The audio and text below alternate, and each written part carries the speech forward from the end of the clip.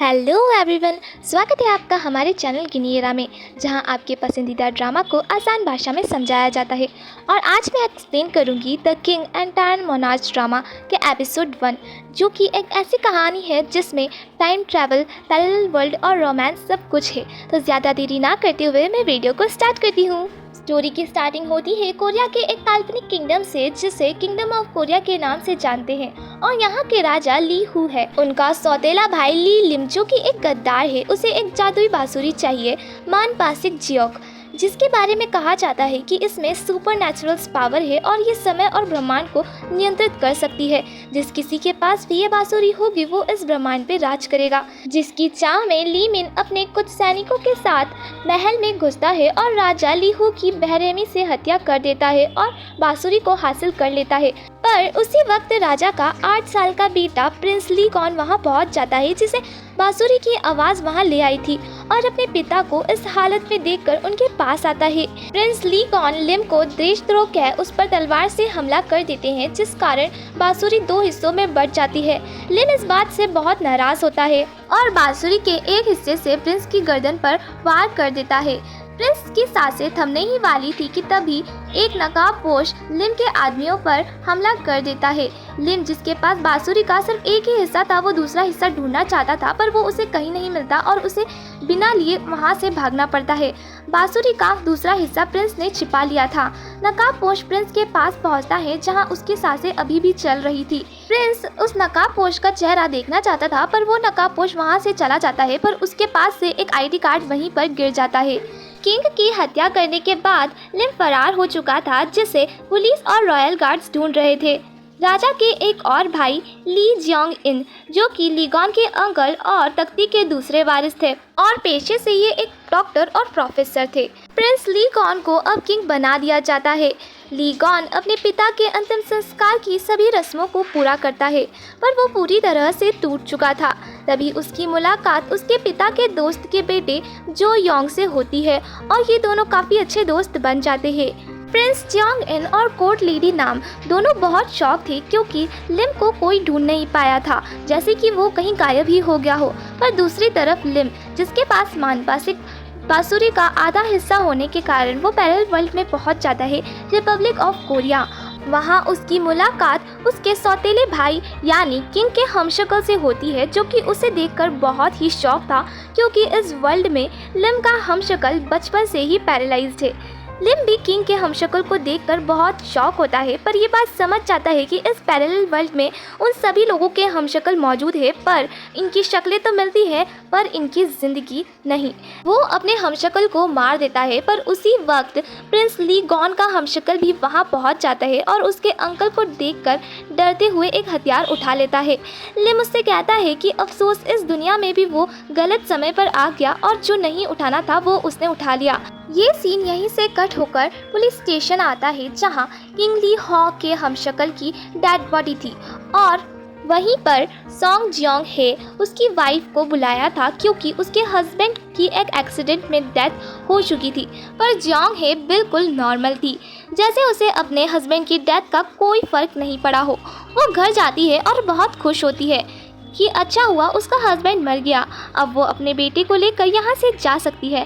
तभी उसके सामने लिम आ जाता है, जिसे देखकर वो बहुत ही शॉक होती है। लिम ने अपने हमशक्ल की डेड बॉडी पैरेलल वर्ल्ड में आकर फेंक दिया था, जिससे सभी को ये सुसाइड लगे, और होता भी ऐसा ही है। सभी को ये सुसाइड लग रहा था, पर कोर्ट लेडी नाम और प्रिंस जियोंग इन ऐसा नहीं मानते, क्योंकि बॉडी का पोस्टमार्टम जियोंग इन ने ही किया था, और वो ये बात जानते थे कि बॉडी बचपन से ही पैरालाइज्ड थी। पर देशद्रोह ना बढ़े, इस कारण वो ये बात मीडिया तक नहीं जाने देते।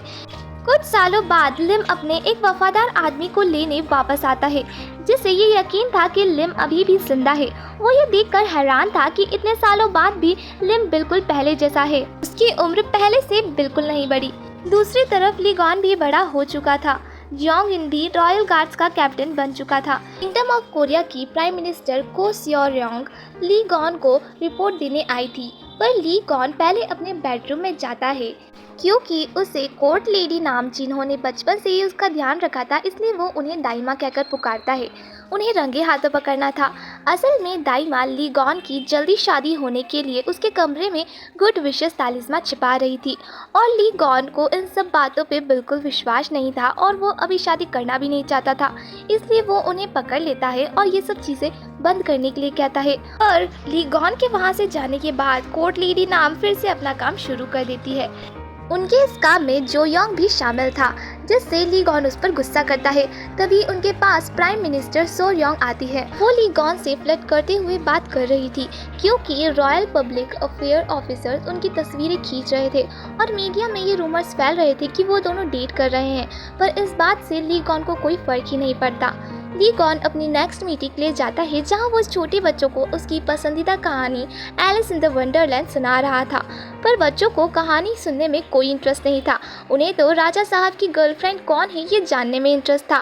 ली गॉन इस बात से हैरान तो था, पर उन्हें बताता है कि अभी तक उसकी कोई गर्लफ्रेंड नहीं है।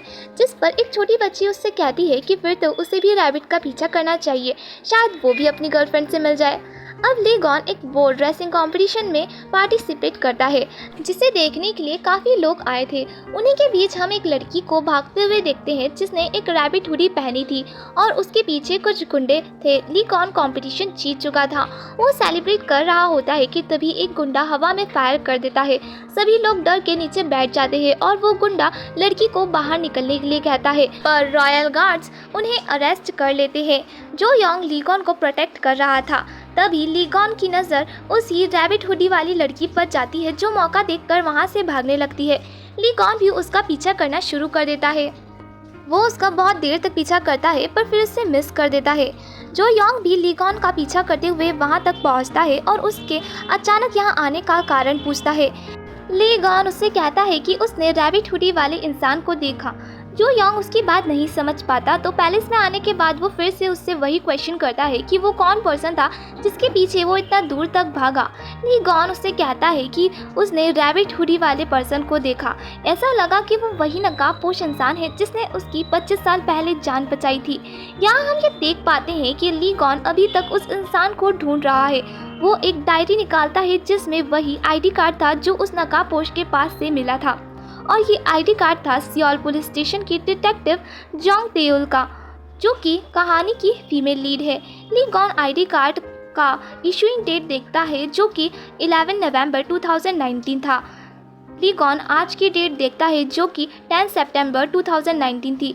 इसलिए ली गॉन आज तक ये बात नहीं समझ पाया था कि आईडी कार्ड 11 नवंबर 2019 को कैसे इशू हो सकता है जो डेट अभी तक आई ही नहीं। दूसरी ओर हम रिपब्लिक ऑफ कोरिया में तेयुल को देखते हैं जो कि अपने टीम के साथ मिलकर कुछ गैम्बलर्स को पकड़ रही होती है। पर यह केस एक मर्डर केस में चेंज हो जाता है और वो अपने फ्रेंड कांग शिंग जे के साथ मिलकर इस केस में काम शुरू कर देती है। दूसरी तरफ ली गॉन फिर से वही रैबिट हुडी वाले पर्सन को देखता है और वो अपने घोड़े से उसका पीछा करने लगता है। वो उसी बैम्बू फॉरेस्ट में पहुंचता है जहां से लिम भी पैरेलल वर्ल्ड में गया था और बांसुरी का आधा हिस्सा होने के कारण फिर से पैरेलल वर्ल्ड का पोर्टल खुल जाता है और वो भी रिपब्लिक ऑफ कोरिया में पहुंच जाता है। पैरेलल वर्ल्ड का पोर्टल खुलने की वजह से समय कुछ देर के लिए रुक जाता है, जो कि सिर्फ रिपब्लिक ऑफ कोरिया में मौजूद ली लिम को महसूस होता है। तेयुल ट्रैफिक में होती है, तभी वो ली गॉन को घोड़े पे जाते हुए देखती है। सभी लोग उसके घोड़े को देखकर काफ़ी हैरान थे। तेयुल उसे अपना घोड़ा साइड करने के लिए कहती है पर ली गॉन उसकी आवाज़ नहीं सुनता। देन तेयुल अपनी कार पर पुलिस सायरन लगाकर ली गॉन के सामने आती है और उसे अपना घोड़ा साइड करने के लिए कहती है। ली गॉन तेयुल को देखकर काफ़ी हैरान था और घोड़े से उतरकर उसके पास आता है, उसकी आईडी कार्ड देखता है और उससे कहता है, फाइनली मैंने तुम्हें ढूंढ लिया। तेयुल उसे कुछ पूछ पाती उससे पहले ही ली गॉन उसे गले लगा लेता है, जिससे वो बहुत ही शॉक थी। और इसी के साथ हमारा ये एपिसोड यहीं खत्म होता है। उम्मीद करती हूँ आपको वीडियो अच्छी लगी हो। अगर वीडियो अच्छी लगी तो वीडियो को लाइक करें और चैनल को सब्सक्राइब करें। अब मिलते हैं अगली वीडियो में, तब तक के लिए बाय।